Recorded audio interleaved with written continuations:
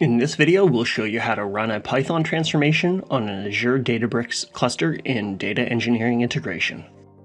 In part 1 of this series, we showed you how to create and configure the cluster. So now we're ready to run the Python transformation. We'll run our Python transformation on the iris dataset in the iris data file. This dataset contains information about flowers and their petals. Then we'll run a pre-trained machine learning model that predicts a flower's class based on its petals. Finally, we'll store the predicted class in the iris data predictions file. First, let's open the Informatica developer tool and create a mapping. We'll create a mapping called Predict Iris. We'll add iris data as the source and iris data predictions as the target.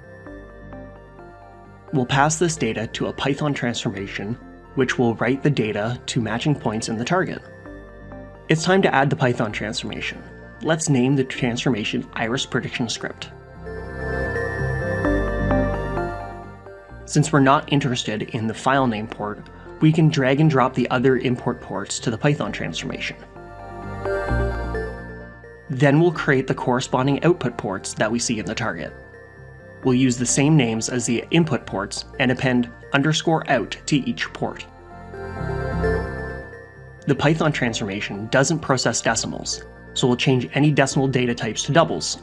We'll also make sure the data types in the input and output ports match. Then we'll connect the output ports in the Python transformation to the target.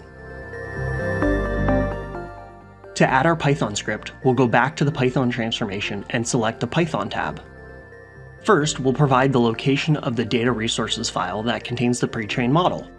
This location is on the data integration service machine. The machine learning algorithm in the Python script will be using the resource file to test the source data.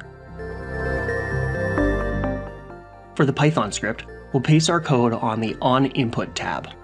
Leave the pre-input and @end tabs empty. In the Python script, you can see that we import the NumPy and scikit-learn third-party libraries that the init script installed on the cluster. We provide the prediction classes that will appear in the output file, run the pre-trained model, and map the inputs to the output ports. Before we run the mapping, let's configure the mapping. Click the mapping and go to the Runtime tab. For the validation environment, let's choose Databricks. For the execution environment, we'll browse to the Databricks connection.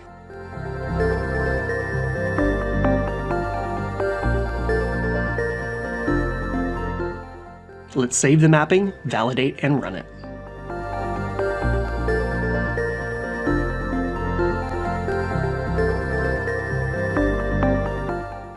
Now let's see if the mapping is finished. Open the Administrator tool and go to the Monitor tab. Since the mapping is complete, let's compare the input and output data. Here's the input data that we started with. At the top of the file, you can see the names of the columns that we used as inputs to the Python transformation. The last column in this file is the true class of the data.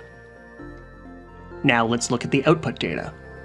Here we can see next to the true class, we have a new column that stores the predicted class. We can see that the predicted class matches the true class, meaning that the predictions from our pre-trained model were correct. In this video, we learned how to run a Python transformation on an Azure Databricks cluster in Data Engineering Integration. For more information, see the Azure Databricks guides on our documentation portal, visit our community and support hubs, or check out our website.